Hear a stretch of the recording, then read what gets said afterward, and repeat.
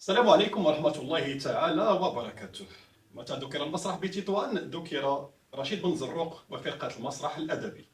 تعاقبت الأجيال ومضت السنين لكن ظل الشغف واحد: الوقوف على خشبة المسرح وخنق الفرجة المسرحية. حرص عمو رشيد ممثلا ومخرجا ومؤلفا وفرقة المسرح الأدبي منذ البدايات على الحفاظ على المسرح والتقاليد المسرحية حية بتطوان، كما حرصوا على أن تكون كل شخصيات مسرحياتهم من نسيج الحياة الاجتماعية لتكون في النهاية قريبة من قضايا المجتمع المحلي والوطني وهمومه. سبع دعاوي، البابا الحباب، لا الديدي لا حبل الملوك، مولاة الساقية، بالماء والشطابة، شربين الحليمة، نار بلا دخان، حريرة محرحرة، ليام ليام، هي عناوين ضمن أخرى أبدعت فيها فرقة المسرح الأدبي وأمتعت الجمهور التطواني بكل فئاته العمرية. مرحبا بك عمو رشيد في بودكاست متقاعدون برحاب إكليل تطوان. شكرا سيدي على الاستضافة. هذا يوم سعيد نكون معكم من عند سيدي. الله يبارك فيك عمو رشيد ونحن أسعد. في البداية عمو رشيد نبغيو نتعرفوا يتعرفوا المتابعين كذلك على أشنو القطاع كنت كتشتغل فيها عمو رشيد، وسنة إحالتك على التقاعد أو التشطيب عليك إن صح القول، ثم الأنشطة والهوايات اللي كنت كتزاول في الوقيته ديال الحياة المهنية. هذو مراحل كثيرة. على العموم انقطعت الطريق. كنت كنشتغل في إدارة الماء والكهرباء. آنذاك كانت اسمها وتائي، الوكالة المستقلة لتوزيع الماء والكهرباء. ومع السنين وقعت سلمت الزمام العمل ديالها لواحد الشركة أوليف ديال أمانديس. من خرجت في التقاعد لأن كنت عندي تقني، ما كنتش إداري، كنت تقني. في التقني كان حنا في الشركة كيخرجوا على 55 سنة، خرجت على 55 سنة بهذا التقاعد. قبل من ما ندخل الإدارة ديال الماء والكهرباء عملت التعليم. كانت عندي مدرسة، أول مدرسة ديال السوايع الإضافية أو التقوية كما كيسميوها اليوم.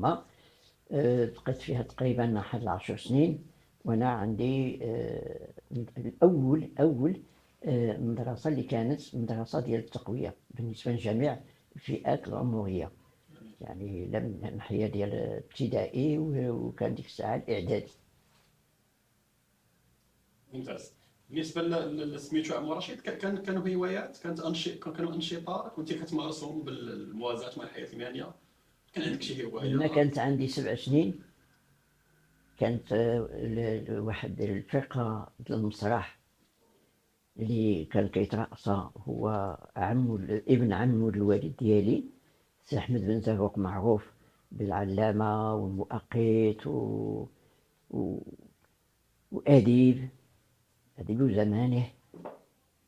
كانوا كيدربوا عنا على المسرحيات، وهذا الشيء كنقول لك أنا قبل الاستقلال. كانوا كيدربوا في الدار ديالنا. لما كيخرجوا هما بحالهم كنت انا والاخت ديالي كنا كنوضوا كنلبسوا ديك الحوايج، وحتى حنا كنبداو نشخصوا ديك زعما شنو كانوا كيقولوا العقاد العيال صغار.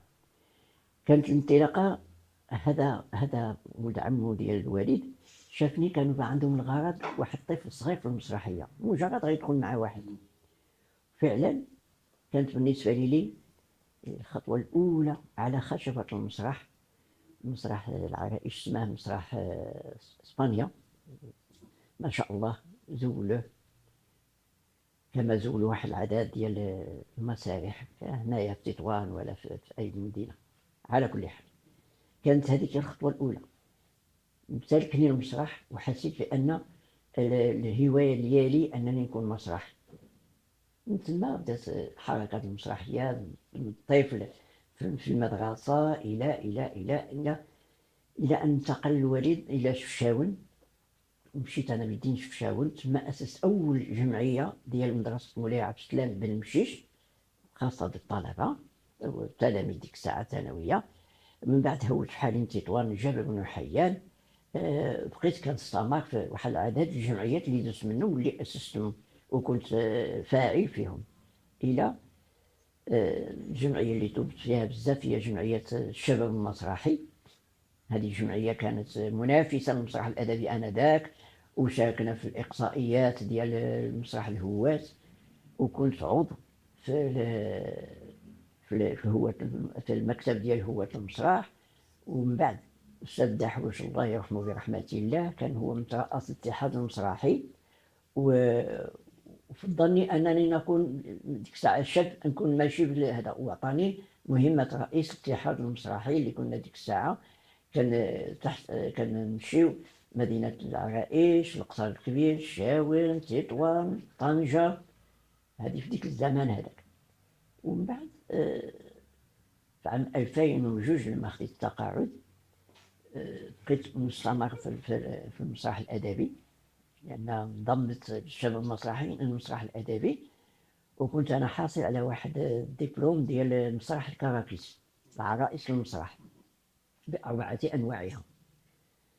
فالمسرح الأدبي استغل هذا العمل ديال مسرح الكراكيس وعطاني فرصة. دورنا في المدارس كاملين، ودورنا عملنا الشاور، عملنا العرايش، عملنا القصر الكبير، عملنا تطوان المدارس كاملين عملنا دورة، ورجعنا الدورة الثانية. ومنا خلقت الحفل المدرسي ديال الثانوي اللي كنا حيينا فيه سلطان الطلبة. كان واحد الصدى كبير، وكنا كنكرموا ديك الساعة كنا كنكرموا الأساتذة، والحمد لله كاين صور، كاين وثائق، وكاين فيديوهات اللي كيشهدوا على ذلك. اللي كانت ديك الساعة النيابة ملي كيخرج الأستاذ ما كيعطيوه لا تكريم ولا حتى حاجة، حنا بالعكس كنا كنعملوا هذا العمل هذا. ومما جعل المدراء والأساتذة ديال المدينة كلهم عطاو القيمة لهذا العمل اللي كنا كنعملوا به في ديك الساعة. شكرا عمو رشيد على هذا الفلاش باك. وطبعا كما اشرتي الرحله ديال المسرح كانت البدايه ديالها انطلقت منذ سنوات الطفوله. غادي نرجعوا لهذه كل هذه الاشياء هذه عمو رشيد، ونهضروا على المسرح وفرقه المسرح الادبي.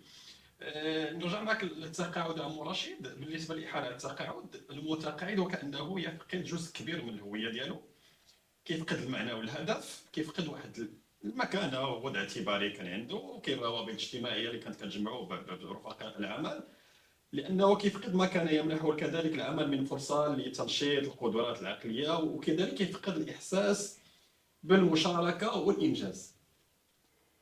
شنو تعليقك على أنا لا أخالف الرأي، ولكن عندي وجهة نظري اللي أنا مقتنع بها. المشكل اللي كاين هو أن الإنسان اللي كيكون خدام ملي كيقرب التقاعد ديالو ما كيفكرش قليل، ما كيفكرش من بعد التقاعد شنو غادي يعمل. كيكون كيفكر على أن مثلا ما غيبقاش ديك الروتيني وديك التعب كينوض في الصباح والمشكل ديال الإدارة ولا هو مزيان مع المدير أو لا مع الزملاء ديالو إلى آخره. ملي كيخرج في التقاعد ديك 10 أيام الأولانية أو كل شهر كيسميوها شهر العسل عمو رشيد، كيسميوها شهر العسل بين قوسين. زعما راحة، ولكن شنو من بعد؟ من بعد كيصطدم بالأيام تتوالى، ديك الروتيني كيتغير، ما كيبقاش عنده حتى شي مهمة. هو ينوض يفطر يمشي للجامع يجي كيجلسوا قهوة فين الأصدقاء كيتسناوهم حتى كيخرجوا من الإدارة. فهنا كيبدا يحس بواحد النوع ديال الملل وواحد النوع ديال الثقل.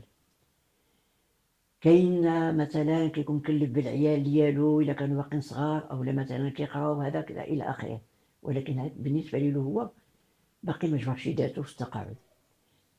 الانسان اللي كيكون فكار قبل ما يخرج في التقاعد بسنوات، فملي كيخرج في التقاعد كيكون مهيأ للجو ديالو.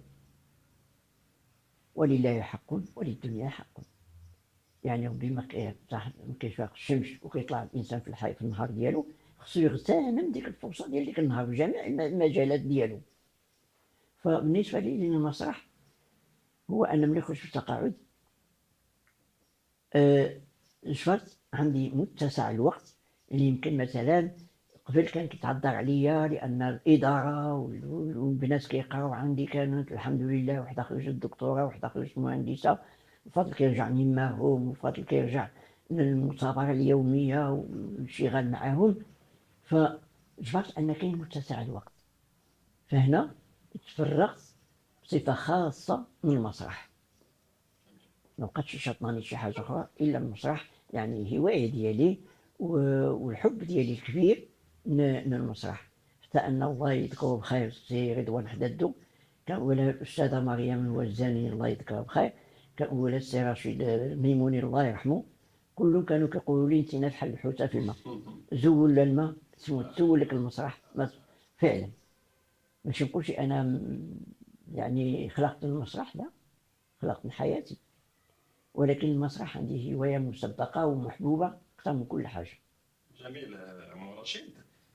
مرحلة التقاعد عم رشيد في الأشهر الأولى بالنسبة لك أنت كانت صعبة سهلة، أم أن الاستعدادات والتهيؤ النفسي اللي كنت خلى أن المسألة الانتقالية تدوز بشكل سلس؟ لا، نرجع لنفس الكلمه، يعني انا كنت مهيئ للتقاعد تقريبا واحد 5 سنين قبل. قبل كنت دائما مهيئ كنت له. كتفكر لا، أنه كنت كنفكر ما بعد التقاعد. ما بعد التقاعد، التقاعد معناه كانوا قبل كانت واحد الكلمه باسله كانوا كيقولوها على المتقاعد، كانوا كيسيطوها له في الورقه. انا عندي بعض الاوراق اللي هي الاصدقاء ديالي السابقين كانوا لقد وقع التشطيب عليك من الوظيفه. التشطيب يعني اصبح انه مشطب، ولكن تبدلت واحد الكلمه راقيه اللي ماهوش من الطابع كما التقاعد. كنقولوا. التقاعد معناه انك يعني تقاعدتي، لا بالعكس، كملتي الواجب ديالك الوطني، كملتي الواجب ديالك الحياتي، ياك؟ فالآن يعني غتصبح كتأدى واحد الأجرة ديالك وانتينا مرتاح. ارتاح في جوج الأنواع: نوع ديال راحة العقل والذهن والجسد، وغتح من الأتعاب اليومية اللي كانت ربما كانت بعض الناس اللي كانت مضغوطة عليهم. يعني كاين مهن اللي كانت مثلا انا كنعرفها كانت ضاغطين عليها اكثر من الجهد، كيكون الانسان الغالب الله ما فاهمش يعطي راسو، فلما كيخرج التقاعد كيتنفس واحد النفس يعني جديد، واحد الاستنشاق الهواء النقي، تحرر من ديك الروتينيات وديك الضغوطات الاداريه. فانا بالنسبه لي كانت 5 سنين او 6 سنين كثار اللي كنت كنفكر انا غنخرج في التقاعد ديالي، اش غنعمل. وليداتي الحمد لله كانوا بخير، وحده نجحت، جوج فيهم نجحوا، عايش الحياه العاديه هادئه. عطاني الله واحد السيده اللي قانعه بالخصوصيه الله، فهمتي؟ فكنت بالنسبه لي من هذا الجانب مرتاح، ما عنديش علاش نشطن بالي. اذا بما انني كنبغي المسرح، وبما انني عندي مثلا هوايه اننا نعمل واحد العمل اللي غادي يحبوا الناس، لاننا كنعمل الاغلبيه، نقول دائما المسرح العائلي، المسرح اللي غيجي يتفرج فيك راجل وبنته، مراه راجل ويماه واختو، العائله ديالو غادي تجي. ما عنديش علاش وانا كنعرف العوائد ديال المدينه ديالنا، وكنعرف العوائد ديال الناس، فهمتي؟ الاحترام هو اهم حاجه. فكنت كنعمل دائما مسرح اجتماعي كيعالج المشاكل اللي ما قدرش يشرحها لا التلفزيون ولا الصحافه، لان المسرح هو اقرب مدرسه لاقناع المتفرج بالحل ديال بعض المشاكل الاجتماعيه. جميل عمو رشيد. إلا بغيناك تقربنا عمو رشيد اليومي ديالك كمتقاعد، كيفاش كتعيش بعد صلاة البرنامج ديالك عمو رشيد؟ نعم، بعد صلاة الفجر دائما كيعجبني أنني نقرأ ماشي المسرح، نقرأ مسائل الدين، القرآن، الحديث، بعض النصوص الدينية كيعجبني. لأن علاش كيكون الوقت هادئ، وخصوصا ملي كيكون مثلا الجو بحال اليوم الربيع، كيخرج الإنسان لاطيراس وكيدير يسرح الخيال ديالو ويتأمل في المسائل كاملة. ملي كنخرج للسوق يوميا، كيخصني نخرج للسوق، هذه عادة وغطى على الوالدين. السوق شعبي، نخرج للسوق الشعبي، وكيعجبني أنا في السوق وأنا كنتأمل في البشر، لأن الممثل أو المخرج اللي ما يكونش عنده بنك ديال الشخصيات في الدماغ ديالو ما يمكنش يبلغ من العمل ديال المسرحي ناجح. فكنتأمل مثلا كيفاش كيكون كيغوت، كيفاش كيكون كيجلب الشاري، جوج الناس كيدابزوا مع بعضياتهم على واحد المسائل تافهه، مثلا علاش دوزتي معايا وعلاش دفعتيني وكذا.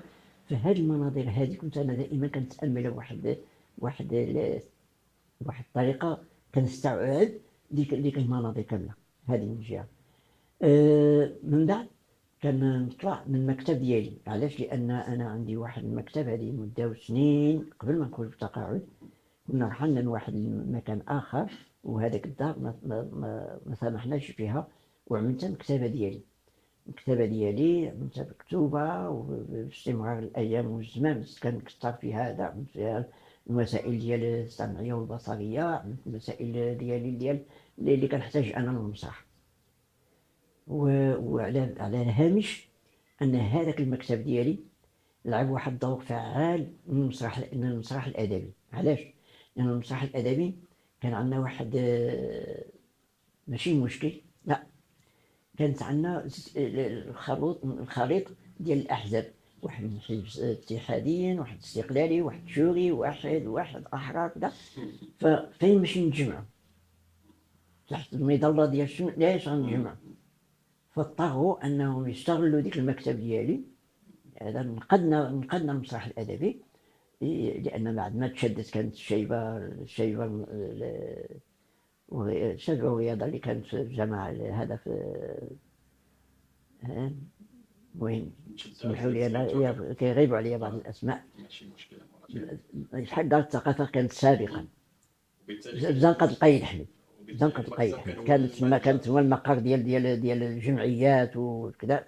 وقع فيها يعني طاحت وزمانت. قالوا لا، ما كاين مشكل، بقينا على برا القهوه، ما يمكنش كذا الى اخره. ذاك الجمع تما وقع الفضاء الاول ديال فضاء المسرح المتعدد المتوسطي، اللي كانت جبنا فيه مصر وتونس وليبيا والجزائر وفلسطين، وجبنا اسبانيا، جبنا فرنسا.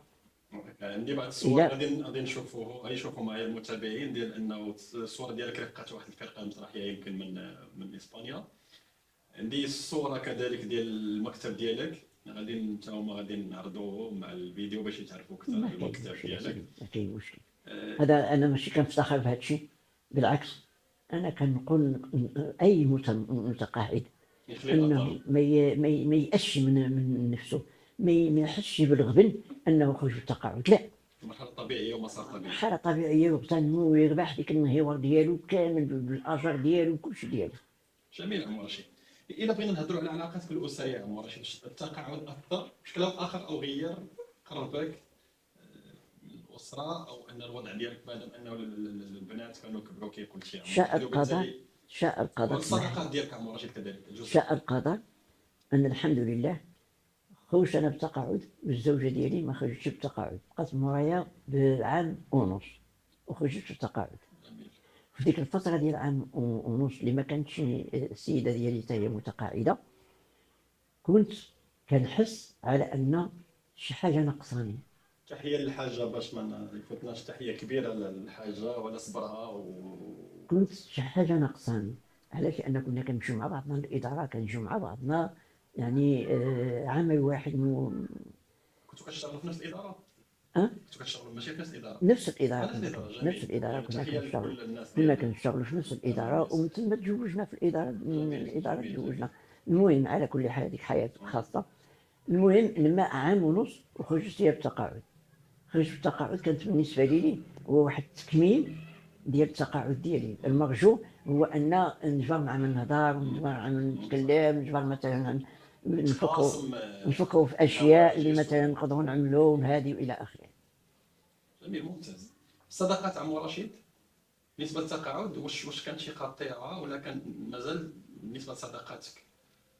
لانه كيقول شي واحد المتقاعد عنده جوج مساله شرتي لها مهمه بزاف، انك في التقاعد كتبقى تستنى الناس انهم في التقاعد. المتقاعد خصوصا في الاداره اللي كيكون خدام فيها، للاسف الشديد خصو ملي يكون خدام يعرف انه غادي يخرج في التقاعد، ويعرف انه غادي يتلاقى ناس ما خصوش يكون اثر فيهم شي حاجه اللي غيكرهوه، ما يهضروش معاه، ما يتكلموش معاه، بالعكس يسبوه، هو جالس هما كيهضروا فيه بالقباحة اللي كذا كذا كذا، ولكن إلا كان الطيبوبة ديالو والعمل ديالو والتآخي ديالو والحب ديالو من بعضياتهم، فهنا الحمد لله هاد الحاجة أنا ربحتها. خرجت التقاعد، كلشي كيتلاقاني، كلشي كيسلم هو عليا، راس مال حقيقي عمر كلشي رشيد. كلشي كيجي عندي للمسرح، كلشي علاش؟ لأن ما تنساش، بنيتي واحد راس المال يعني. ما تنساش أنني كنت دوزت واحد 4 سنين مدير ديال مركب إنارة اللي كان يعني فريد في نوعه، فيه المسبح، فيه المسائل ديال التنس، فيه المطعم، فيه واحد الشيء كبير كان. فكنت أنا 4 سنين وأنا الجيرون ديالو من الإدارة كانت هدتني، طلبتني باش نعمل أنا الجيرون، قبلت. ومن تما تمك الناس مساكن الإدارة وهذا كانوا دائما عمو رشيد عمو رشيد، والحمد لله باقي كنتلاقاهم. الوجه الاولي اللي تلاقينا به باقي دابا كنتلاقاو. جميل هذا الراس مال عمر رشيد. عمر رشيد اللي رجعنا بالزمن للوراء، واش لانه دائما كيقولوا ان المتقاعد كيخرج للتقاعد وما زالت مذكره ديالو فيها مشاريع مؤجله لم يكتب لها بعد الانجاز.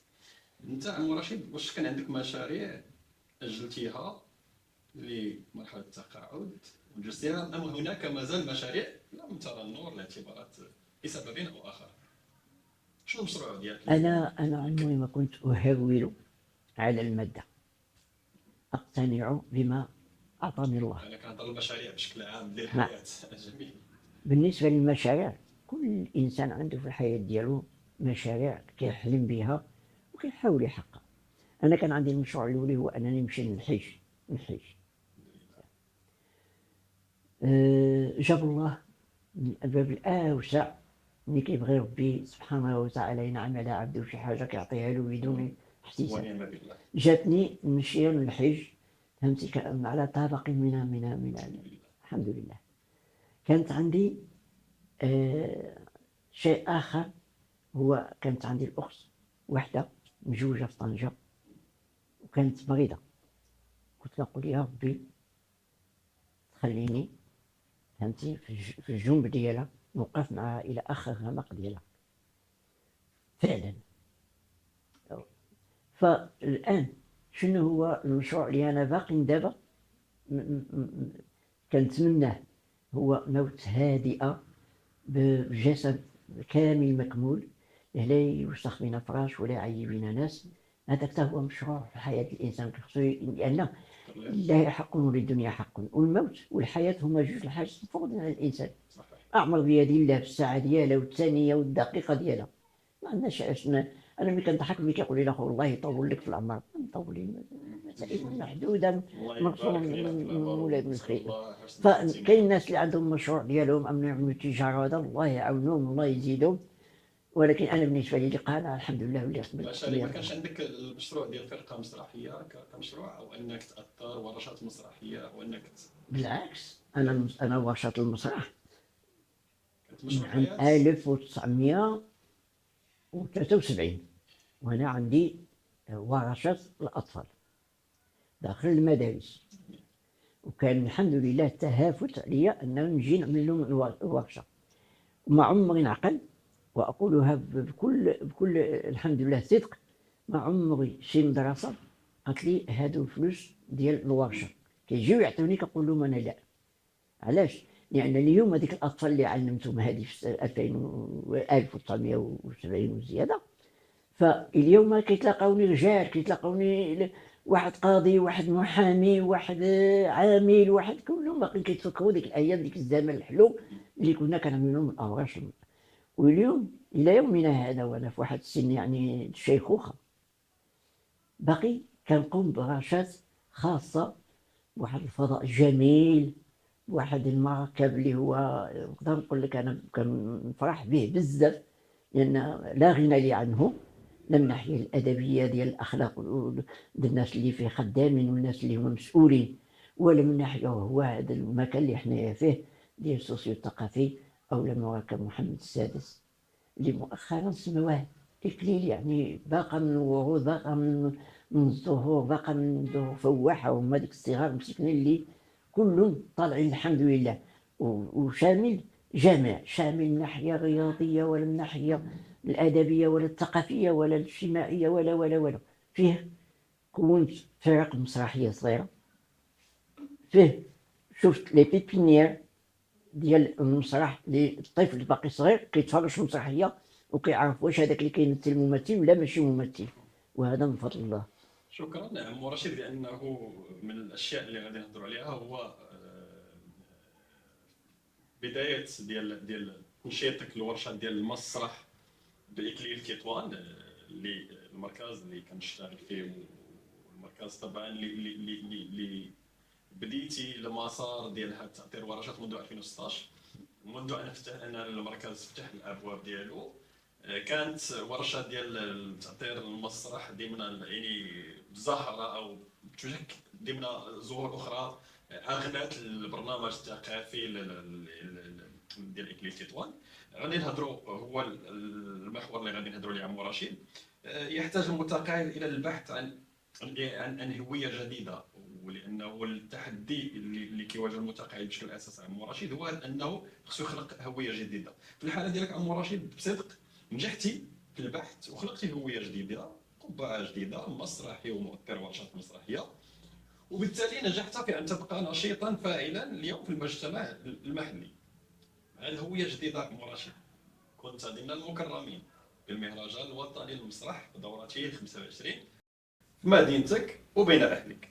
شنو تعليقك والاحساس ديالك انك تكرمتي في الدوره الاخيره؟ انا كنت حاضر.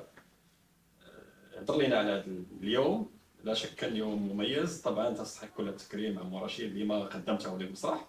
هذه ماشي شهاده الوليدات الصغار، لاننا عمو رشيد هذا لقب يطلقه كل التطوانيين على السي رشيد بن زروق، فانا هديت كذلك سميتو وادعوك بعمو رشيد. هضر لينا على اليوم ديال التكريم، كيفاش لقيتي الدعوه؟ الدعوة كانت مفاجئة، يعني علاش؟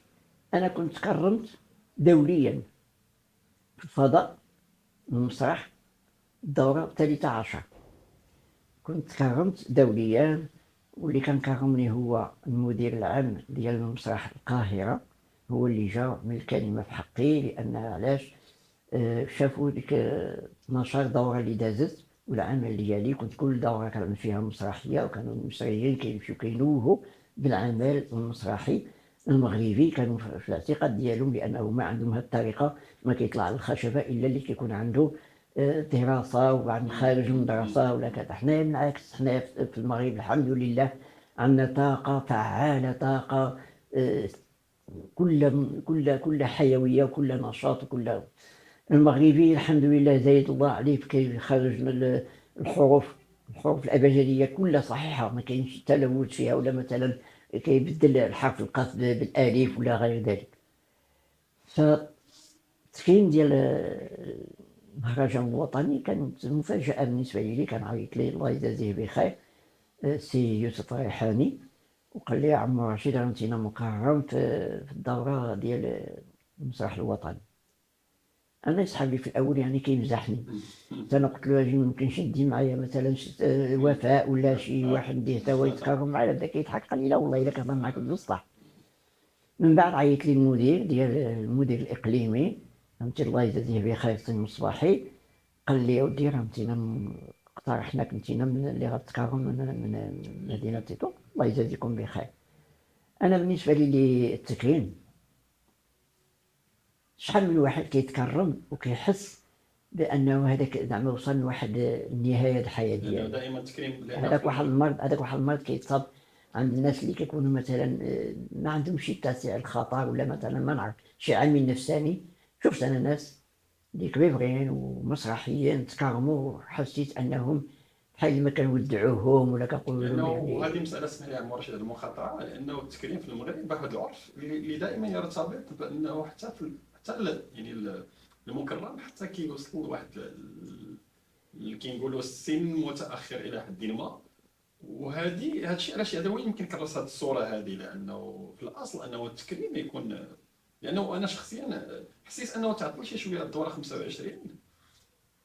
طبعا المسرح المغربي يزخر باسماء كثيره الله يجازيك بخير. انا عندي واحد ماشي كان عكسك، أنا كنقول لك الحقيقة، مزيان الإنسان يتكرم بعد ما يدوز واحد مدة سنين كيكون عطى ولا العطاء ديالو لواحد الدرجة أنه يستحق التكريم. أما إلا بدينا كنعملوا ديك التكريم لحد الإنسان باقي شاب وباقي هذا، حنا علاش ملي كنخرجوا من التقاعد ما كنقولوش علاش ما خرجتينيش ولا باقي شباب. أنا أقارن التكريم والتقاعد، يعني نفس هذا. بالعكس كرمك وأعطاك واحد النفس جديد أنك تبين له على أن المسرحي ما كيشرفش. المسرحي قبل كنا كنعملوا في وجهنا المكياج باش كنبانوا شابين، وكان دابا بالعكس، دابا الحمد لله ربي عطاك واحد المكياج ديال من عند انتنا، يعني في وجهك ولا في ذاتك ولا في هذا، اذا يمكن تمثل رجل كبير، يمكن تمثل كذا ويمكن تمثل كذا.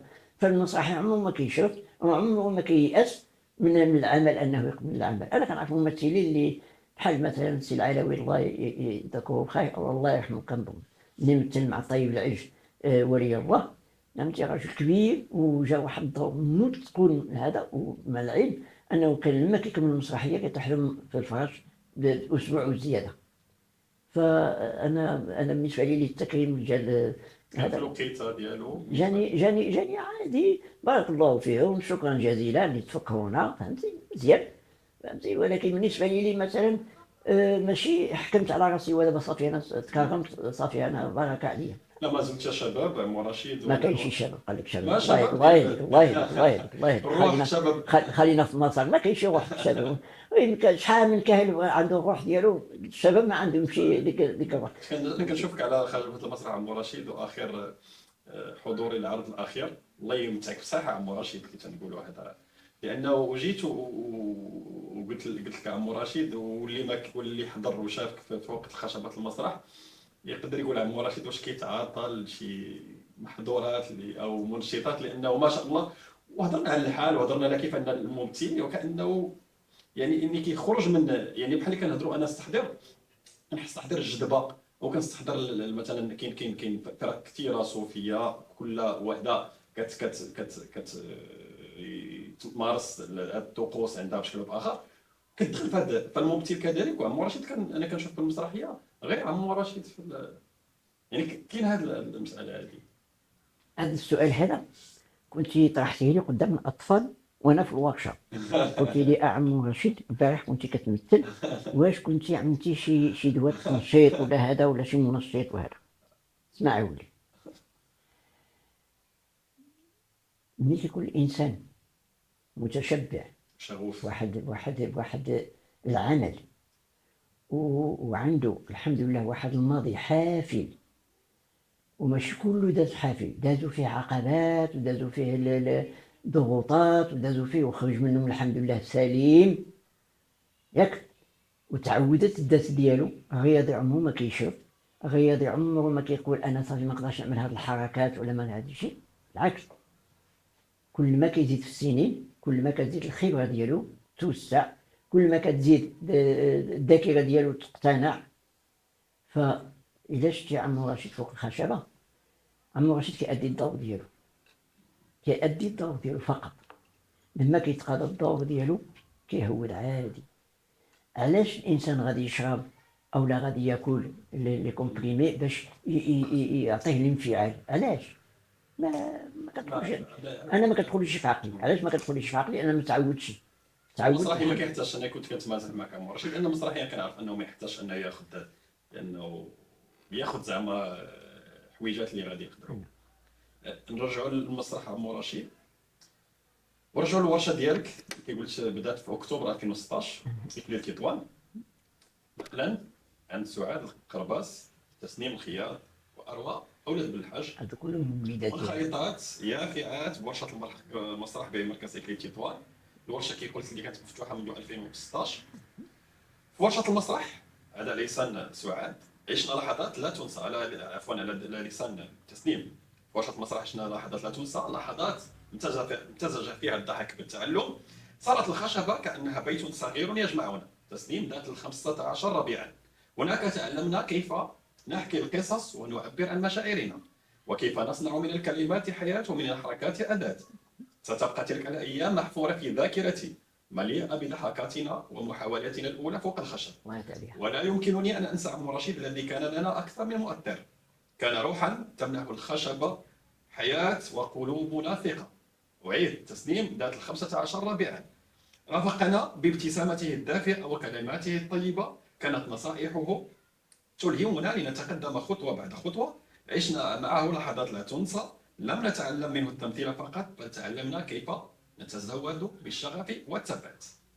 شكرا عم رشيد على كل الايام التي مررنا بها، وشكرا جزيلا لكل القائمين على المركز الثقافي إكليل تطوان على جهودهم المبذوله في تنظيم هذه الورشه. هنا انتهى كلام تسليم. بدات رحله سعاد تقول: بدات رحلتي في ورشه المسرح منذ الثالثه ابتدائي. سعاد ذات 14 ربيعا. خلال ال7 سنوات التي قضيتها مع عم رشيد تعلمت اساسيات المسرح، القواعد الخاصه بالخشبه، المسرح والممثل، واديت الكثير من المسرحيات. بين رحاب الورشه الحصه تمر بسرعه دون ان اشعر، مع الضحكات والصراخ والذكريات. كما ان الفضل عائد لعم رشيد الذي جعلني اخرج موهبتي واظهر ثقتي واستمتع بموهبتي. وكل مسرحيه اديتها حملت قطعه من روحي وبريقا لنظرتي لان المسرح اصبح شغفي. وبفضل هذه الورشه اصبحت اؤلف المسرحيات انا ايضا، واشارك بها في المركز عند كل مناسبه. الان جاء دور اروى ذات 14 ربيع كذلك، حتى انني تغيرت كثيرا بعد هذه التجربه. صرت اكثر ثقه بذاتي، كسر حاجز الخجل وعدم الجرأة، ويمكنني الآن أن أواجه الآخرين وأعبر عن رأيي بسهولة أكثر من السابق. أما رشيد يحسب لك نقل شغف الوقوف على خشبة إلى الأطفال بمختلف أعمارهم للاغتراف من الثقافة المسرحية. هذو اللي ذكرتيهم هذو من أبرز البنات أو الأطفال اللي مارسوا معايا الورشات، ولكن بدون انقطاع. كانوا يعني حريصين على المواعيد ديال الورشات. في الحقيقة الأولية اللي هي تسمين، هذيك بنيته خفيفة الظل، قابلة للنقد. يعني ملي كتنقدها كتفرح، هي كتقول لك: يا عم رشيد انا خصني نعرف الاغلاط، ما كتغضبش. وهذه هي اللي حنا خصنا نعلموا وليداتنا، هما ما يتعلموش يغضبوا وهي واحد النقد بناء، بالعكس يستقبلوه. وكما كنقول لهم، انا كنقول لهم دائما: خذوا الجميل اللي غادي ينفعكم، ياك، وبعد الحاجه اللي مثلا ما قبلاتهاش العقل ديالكم او ما قبلتوهاش مزيان.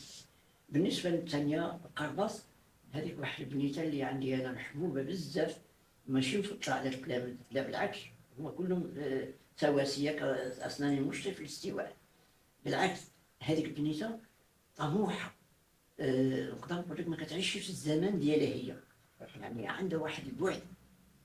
حتى انني بديت كنقول مثلا ملي كنعمل الاخراج المسرحيه ديالهم وداك الشيء، كنقول لها: دابا انت هي المخرجه. علاش؟ انا كنقولها غير تضحك، ولكن في الحقيقه كنعطيها الفرصه فين تحس يعني تكون قدوه لواحد العمل، وهي الحمد لله كتشهد.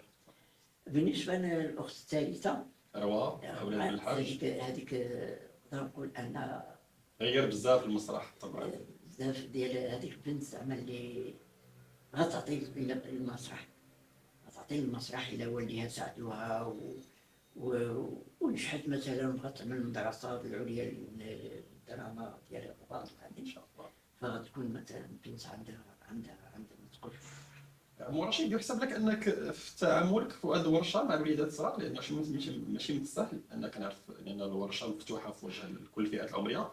كاين الان فرقه ديال الكبار اللي كتعطر عم رشيد، فيها المجربين وفيها الاشخاص اللي تحققوا جداد، ولكن الاشتغال مع الوليدات الصغار زعما ماشي بالسهل. تاثر ورشه لاطفال من 7 سنين، واحد القطار 8 سنوات، هذا واحد المجهود كبير، وخصك واحد البيداغوجيه خاصه، وقدرتي انك تحبب المسرح الوليدات. طبعا مجهود كبير كيدار، لانه ماشي بالسهل انك كتخدم مع الوليدات. هنا اسمح لي، انا كتذكرني واحد المقوله: تعامل مع الطفل وانت طفل. يعني كتنزل بزاف عم رشيد عند الوليدات. تعامل مع الطفل وانت طفل، يعني تعامل مع الاطفال وانت واحد منهم، انت طفل منهم. ولكن بطبيعه الحال ديما تخلي ذاك مزيان. فإلا تعاملتي معهم راهم ثقافتي ينقلبون، راهم ثقافتي يستقبلوك ويبغيوك. إلا تعاملتي معهم بالعنف أو تعاملتي معهم، هو في التعليم كاينة هذه القضية، كتلقى بعض الأستاذ تحبب ليهم محبوب عند التلاميذ، كلشي كيشهدوا به عليك، أنا ديك الابتسامة ديالو وديك الضحك ديالو معاهم وديك التقارب ديالك ليهم.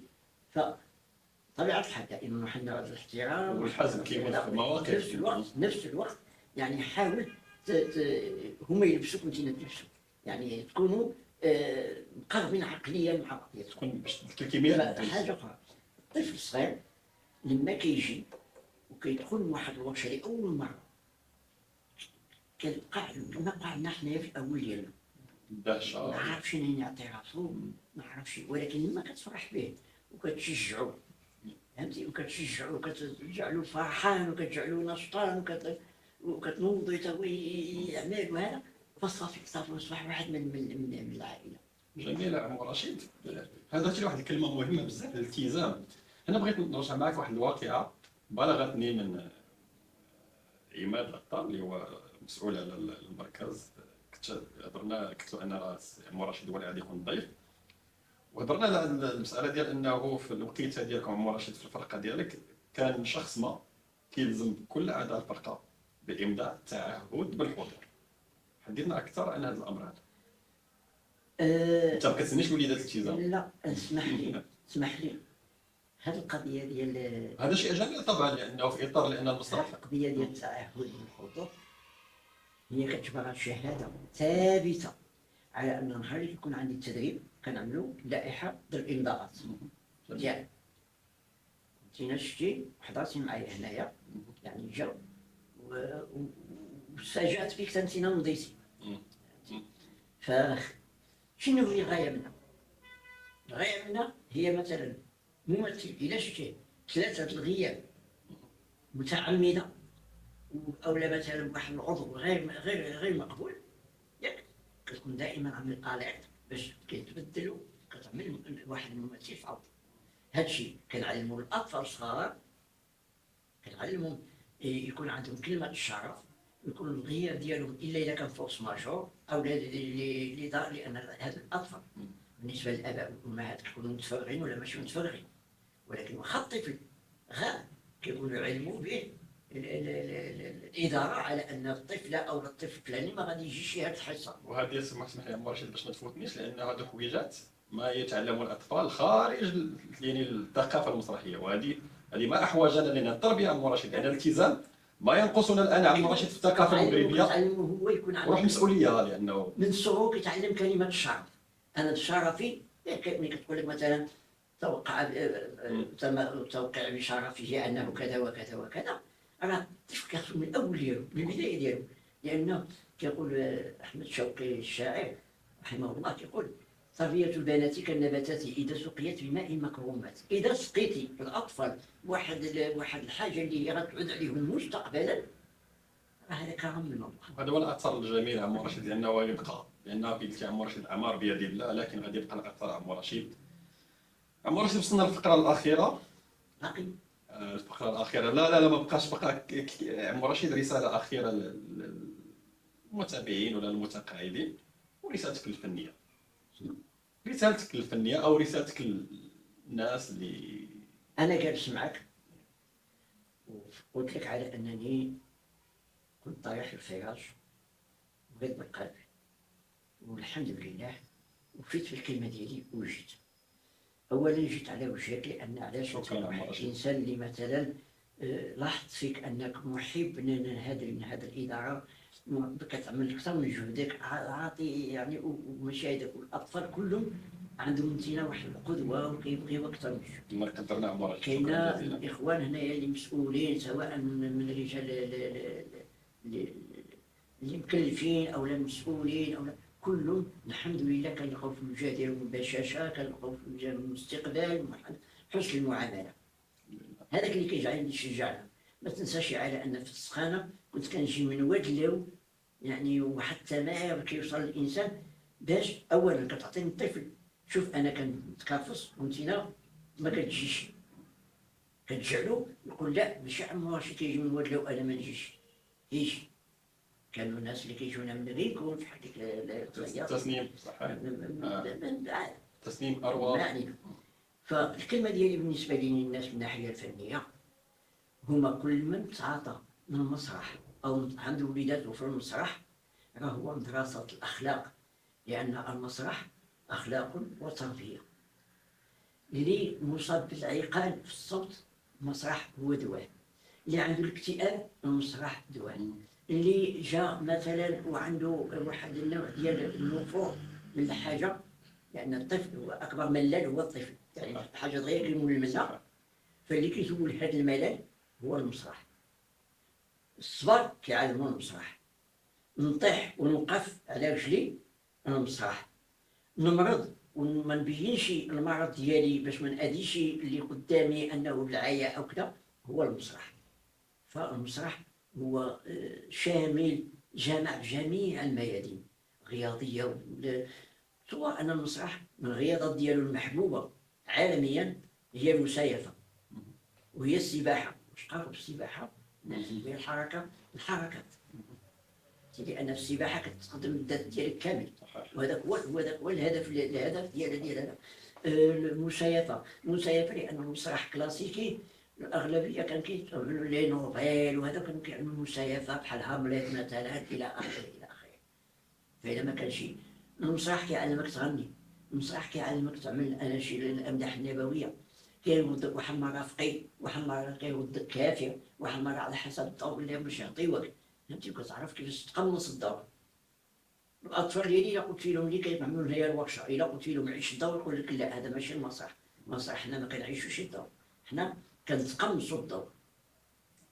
هذه اللي هو الغلط اللي اغلبيه ديال ما شاء الله بعض الناس كيقولوا كيعطيوها كيقولوا سيدي عيش، ماشي يعيش، وهو عباره عن تقمص الضوء، يعني لبستي جلابه جديده. فانا اللي كنوصي الناس هما يشجعوا وليداتهم يعملوا المسرح، يشجعوا وليداتهم يعملوا المسرح.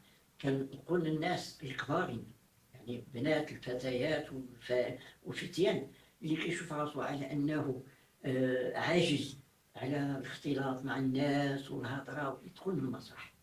المسرح غيزول ديك هذاك اللي كتجي الحالات اللي كيجيوها ديال الاكتئاب والبعد وما يهضرش مع الناس، اللي عنده مثلا ميولات فنيه فيمكن يبرزها الا في المسرح. ربما حنايا مثلا كندوروا على بنت اللي هو عندها مسرحيه جديده، كندوروا على البنت اللي كتكون عندها العزف على العود، كاينه، ولكن النظام معها تقول لك لا انا ما كنطلعش فوق الخشبه، انا ما. هذا هو الغلط. والتشجيع خصو دائما يكون عند الاباء والامهات في الطريق الصحيح، في الطريق الصحيح.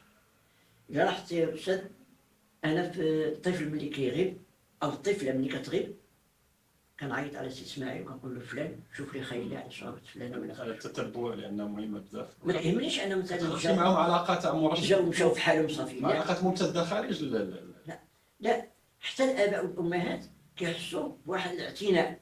هذا الإنسان هذا قالوا غير ولدنا يسقسي عليه علاش ما جاش، أو بنتنا علاش ما جاتش. وهذا هو المسرح تيعطيك هذا تولي تخلق علاقات. وانا غنستحضر علاقتك بوفاء الميموني اللي كنوجه لها تحيه، واحد الكميه خاصه اللي هي الكاتبه لا وفاء الميموني، هي امينه المال، والكاتبه الاستاذه مريم، وكل اعضاء فرقه المسرح الادبي. عمو رشيد انا شاكر لك، كنا سعداء جدا باستضافتك في بيتك الثاني اللي هو انت سبقتيني لانك جيتي في 2016، انا التحقت بالمركز 2020. فشكرا لك، الله يمتعك بالصحه ديالك، دام لك هذا الشغف ودام لنا هذا العطاء. شكرا جزيلا عمو رشيد. شكرا خير، الله يجازيك بخير وبارك الله فيكم جميعا. واخر الكلمه ديالي هو المفروض من الجمهور الواسع يسمحوا لي ادعيوا معايا بالشفاء وليكم كاملين بكم السعاده والهناء والسرور والاطمئنان وراحه البال. شكرا لك. شكرا عمو رشيد. شكرا اسمح لي.